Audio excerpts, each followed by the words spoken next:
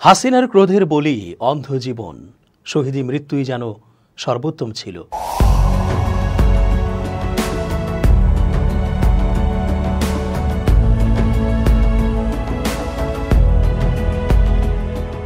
আসসালামু আলাইকুম প্রিয় দর্শক, আশা করছি ভালো আছেন। চেঞ্জ টিভির আন্তর্জাতিক চোখ অনুষ্ঠানে আমি এস.জি. রতন স্বাগত জানাচ্ছি আপনাদের সকলকে। ভারতে পালিয়ে যাওয়া সাবেক স্বৈরশাসক শেখ হাসিনা ক্ষমতায় টিকে থাকার জন্য শেষ পর্যন্ত চরম শক্তি প্রয়োগ করেছেন ছাত্র জনতা ও সাধারণ মুক্তিকামী মানুষের ওপর। হাজার হাজার মানুষকে বর্বরচিতভাবে হত্যা, পঙ্গু ও অন্ধত্ব উপহার দিয়ে গেছেন। তার বিচার কোনো না কোনো সময় এই দুনিয়ায় হলেও পরজন্মেও যে তার জন্য কত কঠিন শাস্তি অপেক্ষা করছে তা বলাই বাহুল্য। বিভীষিকাময় সেই দিনগুলোর কথা মনে পড়লে এখনও আঁতকে ওঠে সেই আহত হওয়া মানুষগুলো। এক একটা গল্প যেন কলিজা ভেদ করে কান্নায় ভাসায় আমাদের। কচি কচি নিষ্পাপ ছাত্র জনতা আর সাধারণ মানুষকে কিভাবে পাষণ্ডর মতো টার্গেট করে করে গুলি করেছে ওরা। ফিলিস্তিনে তো অন্য দেশের অন্য জাতির অর্থাৎ ইসরায়েলি ইহুদিরা হামলা করছে ফিলিস্তিনি মুসলিমদের ওপর, কিন্তু বাংলাদেশে কি করে হাসিনা তার দেশেরই একই জাতের বেশিরভাগ একই ধর্মের মানুষদের হত্যা করতে পারল? 18 জুলাই বৃহস্পতিবার সকাল 10:30 রাজধানীর রামপুরার বাসা থেকে মেরুল বাড্ডা হয়ে কর্মস্থল মহাখালীতে যাচ্ছিলেন নাফিস আহসান 30। সাধারণত রিকশায় যান, সেদিন রিকশা না পেয়ে যাচ্ছিলেন হেঁটে। মেরুল বাড্ডা এলাকায় কোটা সংস্কারের দাবিতে আন্দোলনকারীদের সঙ্গে পুলিশের সংঘাত চলছিল সেদিন। কিছু বুঝে ওঠার আগেই নাফিসের শরীরে ও চোখে ছররাগুলি লাগে। শরীর থেকে ছররাগুলি বের করা হয়েছে ঠিকই, কিন্তু বাঁ চোখে এখনও কিছু দেখেন না তিনি। মুঠোফোনে কথা হয় নাফিসের সঙ্গে। তিনি গণমাধ্যমকে বলেন, আমার সম্ভবত আর দৃষ্টি ফিরবে না। নাফিস রামপুরার পশ্চিম হাজিপাড়া নতুন রাস্তা এলাকায় থাকেন। চাকরি করেন বেসরকারি একটি ব্যাংকের মহাখালী শাখায়। স্বজনেরা জানান, নাফিসের বুক, কপাল ও হাতে 22টি ছররাগুলি লেগেছিল, আর চোখে লেগেছিল আরও 2টি। এতে তার বাঁ চোখ মারাত্মক জখম হয়। আহত হওয়ার পর নাফিসকে প্রথম নেওয়া হয় রাজধানীর আগারগাঁও এলাকার লায়ন চক্ষু ইনস্টিটিউট ও হাসপাতালে। সেখানে চিকিৎসক হিসেবে কর্মরত আছেন নাফিসেরই বড় মামা শহীদুল হক। তিনি সহ বিশেষজ্ঞ কয়েকজন চিকিৎসক নাফিসের চোখের অস্ত্রোপচার করেন। সে সময় বৃহস্পতিবার মুঠোফোনে শহীদুল হক গণমাধ্যমকে বলেন, দুপুর 12টার দিকে ওকে হাসপাতালে আনা হয়। খবর পেয়ে দৌড়ে গিয়ে দেখলাম, সঙ্গে সঙ্গে আমাদের 2জন জ্যেষ্ঠ চিকিৎসকের সঙ্গে পরামর্শ করি। সিটি স্ক্যান করানো হয়। ওর বাম চোখের ভেতরে 2টি গুলির প্লেট ছিল, একদম ডিপ ইনসাইড দ্য আই বলে 2টি গুলি। শহীদুল হক আরও বলেন, এখন পর্যন্ত বাম চোখে সে অর্থাৎ নাফিস অলমোস্ট ব্লাইন্ড। চোখ খুললে অন্ধকারে মানুষ হেঁটে গেলে যেমন লাগে এরকম দেখে, অর্থাৎ ওই চোখে তার দৃষ্টি আর নাই। লায়ন চক্ষু ইনস্টিটিউট ও হাসপাতালের প্রশাসন বিভাগের নির্বাহী কর্মকর্তা সংবাদ মাধ্যমকে বলেন, 18 থেকে 20 জুলাই 3 দিনে তাদের হাসপাতালে 1.5 শতাধিক আহত ব্যক্তি চিকিৎসা নিতে আসেন। চোখে জখম বা আঘাতের বাইরেও অনেকে শরীরের অন্যান্য অংশের আঘাত নিয়ে হাসপাতালে এসেছিলেন। হাসপাতাল কর্তৃপক্ষের দেয়া তথ্য অনুযায়ী চোখে হালকা ও গুরুতর জখম নিয়ে প্রায় 50 ব্যক্তি ওই 3 দিনে হাসপাতালে এসেছিলেন। মোট 20 জনের অস্ত্রোপচার করা হয়েছে। এর মধ্যে চোখের বড় অস্ত্রোপচার হয়েছে 11 জনের, আর চোখ হারানোর কিংবা চোখে দৃষ্টি আর না ফিরে পাওয়ার শঙ্কা রয়েছে 4 জনের। নাফিস বাদে অন্য 3 জন হলেন ফয়সাল আহমেদ, রফিকুল ইসলাম ও মেহেদি হাসান। দৃষ্টি হারানোর শঙ্কায় আছেন ফয়সাল আহমেদ। জগন্নাথ বিশ্ববিদ্যালয়ের সমাজবিজ্ঞান বিভাগে তার ভর্তির বিষয়টি প্রক্রিয়াধীন। উচ্চ মাধ্যমিক সম্পন্ন করেছেন মিরপুরের Nirjhar cantonment public school and college থেকে। ফয়সালের চোখে গুলি লাগে 18 জুলাই বিকেল 5:30টার দিকে। তখন তিনি মিরপুর 10 নম্বর গোল চত্বর থেকে মিরপুর 2 নম্বরের মাঝামাঝি এলাকায় আন্দোলনকারীদের সঙ্গে ছিলেন। মুঠোফোনে সংবাদ মাধ্যমকে বলেন, মিরপুর 10-এ অনেক ঝামেলা হচ্ছিল। পদচারী সেতুতে আগুন দেওয়া হয়েছিল। পুলিশ মিরপুর 2 নম্বরের দিক থেকে টিয়ার শেল, রাবার বুলেট মারছিল। আমরাও সেদিকে অর্থাৎ মিরপুর 2-এর দিকে এগোচ্ছিলাম। বুঝতেই পারিনি কখন আমার চোখে গুলি ঢুকে গেছে। কোটা সংস্কার ও সরকার পতনের আন্দোলনে দেশে 1000-এর বেশি মানুষ নিহত হয়েছেন এবং 4 শতাধিক মানুষ দৃষ্টিশক্তি হারিয়েছেন বলে জানিয়েছেন স্বাস্থ্য উপদেষ্টা নূরজাহান বেগম।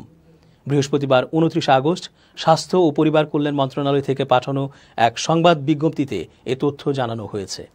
এতে বলা হয়, বুধবার রাজারবাগের কেন্দ্রীয় পুলিশ হাসপাতাল পরিদর্শন শেষে স্বাস্থ্য উপদেষ্টা এসব কথা বলেন।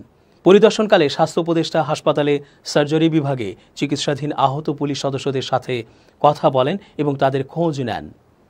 নূরজাহান বেগম বলেন, আন্দোলনকে ঘিরে যারা নিহত হয়েছেন তাদের পরিবারের দায়-দায়িত্ব সরকার নেবে। যারা আহত হয়েছেন তাদের সম্পূর্ণ বিনামূল্যে চিকিৎসা দেওয়া হবে।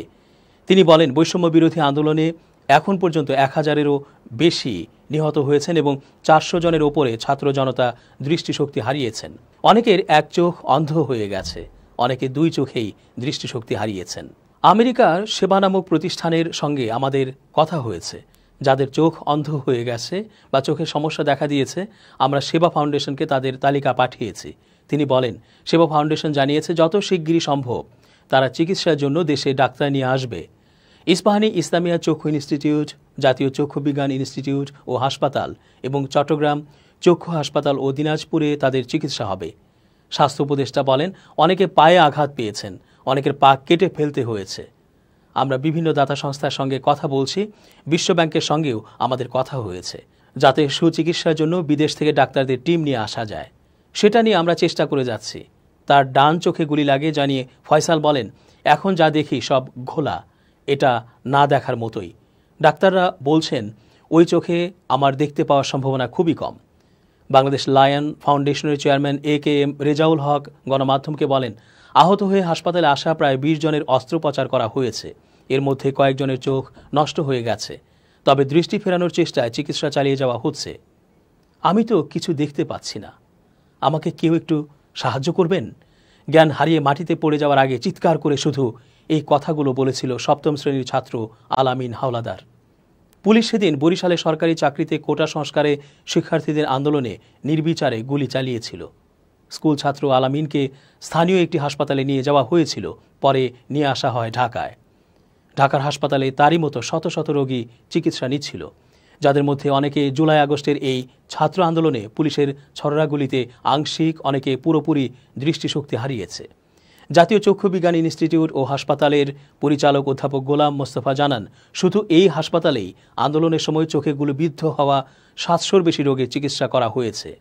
তাদের মধ্যে 366 জন এক চোখের এবং 17 জন 2 চোখেরই দৃষ্টিশক্তি হারিয়েছেন। আলামিন জানায়, নগরীর হাতেমালি বালক ও বালিকা উচ্চ বিদ্যালয়ের 7ম শ্রেণীর ছাত্র সে। গত 17 জুলাই বন্ধু বান্ধব আর স্কুলের সিনিয়রদের সঙ্গে বিক্ষোভে যাই। আগের দিনও গিয়েছিলাম আমরা। 17 জুলাই বিকেলে আমরা নথুল্লা রোডের বিক্ষোভে ছিলাম।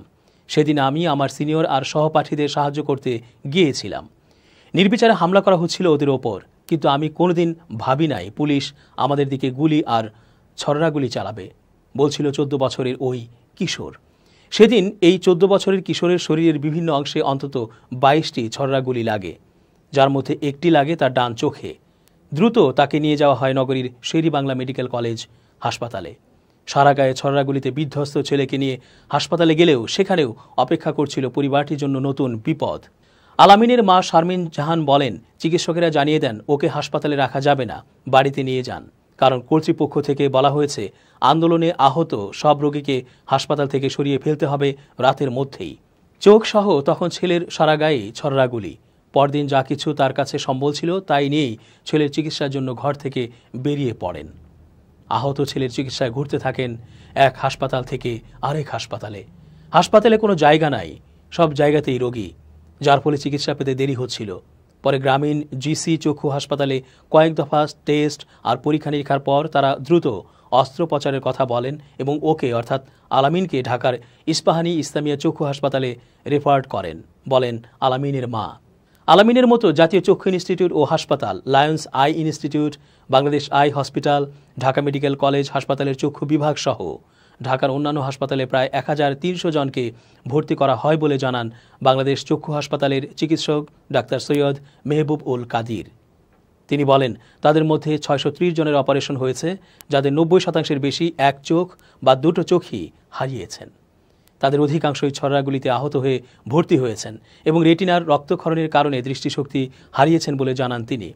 17 জুলাই থেকে মাত্র 10 দিনে 445 জন রোগীকে NIOH এর জরুরি সেবায় আনা হয়েছিল। তাদের মধ্যে অন্তত 305 জনের অস্ত্রোপচার হয়েছে। গত 11 আগস্ট হাসপাতাল থেকে বলা হয় 4 থেকে 10 আগস্টের মধ্যে আরও 261 জন রোগীকে আনা হয়েছে এবং তাদের মধ্যে 181 জনের অস্ত্রোপচার করা হয়েছে। রোগীদের অনেকে হয় দৃষ্টি প্রতিবন্ধী হয়ে পড়েছে অথবা দৃষ্টিশক্তি হারানোর ঝুঁকিতে রয়েছে। জরুরি ভিত্তিতে তাদের পুনর্বাসন জরুরি। আরও কঠিন দুর্বিষহ জীবন হয়তো অপেক্ষা করছে এই সকল আহত ব্যক্তিদের, কিন্তু তারপরও তারা বুকের মাঝখানটায় একটা প্রশান্তির নিঃশ্বাস নিয়ে বলে উঠছেন, আমাদের শান্তি একটাই যে আমরা এক রক্তক্ষেকো স্বৈরাচারকে হটিয়ে দিয়ে দেশকে সত্যিকারের স্বাধীন রাষ্ট্রে পরিণত করতে পেরেছি। চোখে হয়তো আর এই প্রিয় দেশটাকে দেখব না ছোট ভাই বোনের আদুরে মুখ, মা বাবার পবিত্র মুখ, কিন্তু এদেশে যে মিডিয়ায়, পোস্টারে, পত্রিকায় আর হাসিনাকে নিয়ে মাতামাতি হচ্ছে না, কেউ তার ছবি ও ভিডিও দেখছে না এই স্বাধীন ভূমিতে, এটা ভেবে অনুভব করে বড় প্রশান্তি পাব। দর্শক, আজকের মতো শেষ করছি এখানেই। নিরাপদে থাকুন।